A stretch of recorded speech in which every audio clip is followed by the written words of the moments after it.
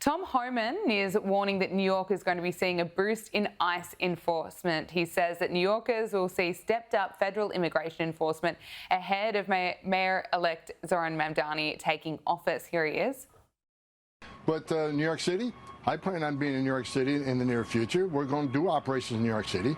We know in New York City, me and Mayor Adams at one point had an agreement to let ICE into Rikers Island so we can arrest the public safety threats and the safety and security of that facility, but the city council shut it down. So we're going to be coming to New York City. We're already there now. I mean, teams are there now. But we will increase the enforcement presence in New York City, again, because they're a sanctuary city, and we know we have an issue there with public safety threats hitting the street. Esther, can I get your reaction to this? I suspect plenty of New Yorkers that voted for Zohran Mamdani are not going to be happy.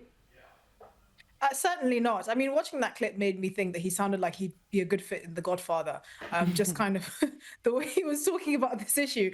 But look, we know that New York City, like many sanctuary cities across the US, that talk a good game, but then balk at the idea of having to take in thousands of immigrants and put them up in hotels and run up local districts, housing bills. Obviously, they're clearly not very happy with it on the back end of things, but they have to put a good front. I suspect what Tom is actually trying to do is get in ahead of the game, because based on what Zohran Mamdani campaigned on, you can see he will most likely try and aggravate efforts by ICE officials to arrest illegal immigrants in New York City, which is estimated to be in the hundreds of thousands, just like we've seen in other mainly Democrat-led cities like Chicago. So this is mainly, obviously, from a public safety perspective, because they're targeting mainly illegal criminals first before they go into illegal immigrants more broadly. And I'm not surprised by this. This is what happens when you kind of talk about supporting the, actually wanting to defund the police and replace them with 911 callers with social workers. And then when it's time for an election and people are balking at the idea, suddenly you support the police. Clearly, people can read between the lines. And I think Tom is trying to cover all his bases. Yeah, I think you're absolutely right. Nick, can I get your thoughts? No, I think, you're 100% right. And the thing that I think is just astounding to me is the best way to keep ICE off of the streets of your city if you don't like immigration enforcement is to cooperate with ICE. And to the point that Homan made, if sanctuary cities would let federal law enforcement come in and arrest criminal illegal aliens from the safety of jails, courthouses, and prisons, rather than letting them back out on the street, we wouldn't need these highly militarized ICE teams, swarming into cities and making arrests.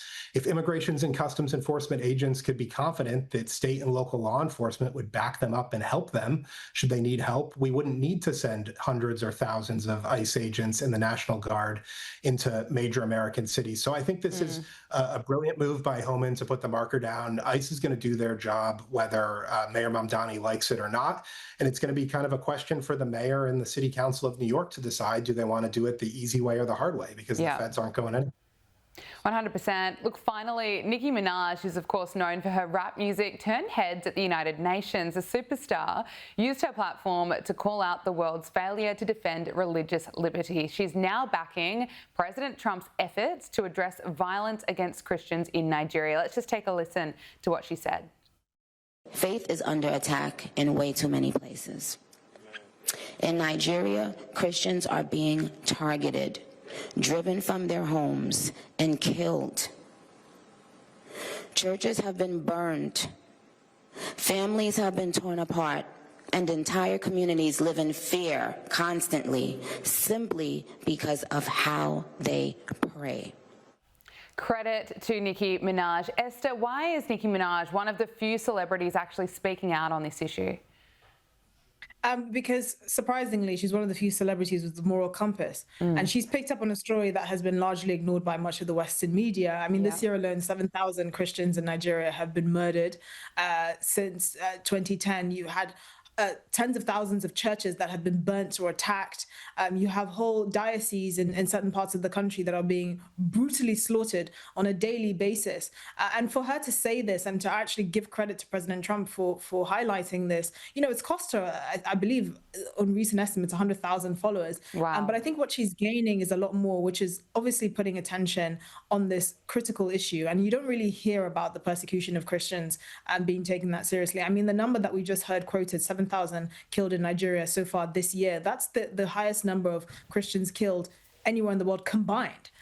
So it's clearly a massive issue that's being carried out by Islamist groups like Boko Haram and Fulani herdsmen, and yet no one is speaking about it, because if you have to praise Donald Trump for actually, bringing attention to this, you'd rather stay silent in the corridors of Hollywood and protect your fickle fan base than actually draw attention to a real crisis and a real tragedy.